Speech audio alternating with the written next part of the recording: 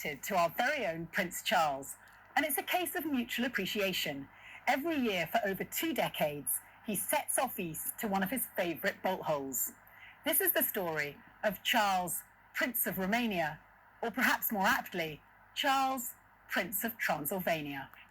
As in His Vlad, first trip was in the 1998, Impaler. and he now owns 10 properties in Transylvania and has established the Fundacja Princeul de Wales, a foundation trust that helps preserve rural communities and traditional skills. Bear in mind that Given book I the Prince's love mentioned of the other day, horticulture, architecture and The agritourism, Antichrist and a Cup of it's not Tea. surprising that Transylvania, home to Europe's last wild bears and wolves, caught his imagination. Start it again. When he visits in the spring the hay meadows The of book, one country in The Europe, Antichrist and a Cup there's of one Tea, country in Europe where they're that's talking been about devoted to our Charles, very own Prince dedicated to Charles. Charles. And it's a case of mutual appreciation.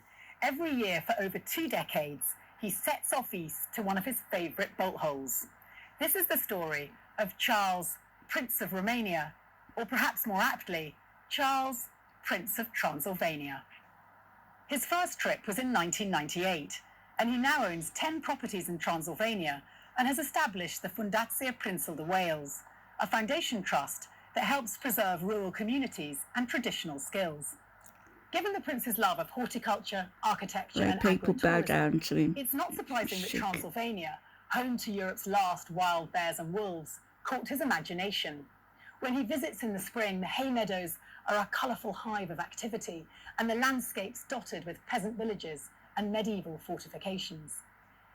But the connection between Britain's future king and this nation on the eastern edge of the EU runs far deeper than the restorative powers of Romania's landscape. When over there, Prince Charles regularly talks up his direct bloodline with the country's most famous anti-hero. That's right, Vlad the Impaler, renowned for the bloodthirsty treatment of his enemies and thought to be the inspiration behind Bram Stoker's Dracula, is apparently the Prince of Wales's 16 times removed grandfather. But the most spectacular of all his Romanian connections was Romania's Queen, Marie, a 20th century tour de force. It's striking that she was famous for refusing to wear rubber gloves when visiting the typhus-infected soldiers, just as Princess Diana made headlines when she publicly touched AIDS victims. Over the years as our future king, Charles has had to meet some pretty unsavoury people, including Romania's former dictator Nicolae Ceausescu, when he came on a state visit to Buckingham Palace in 1978.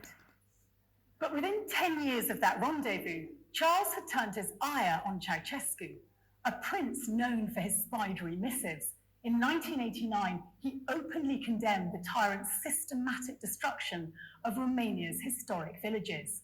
Opposition not without danger.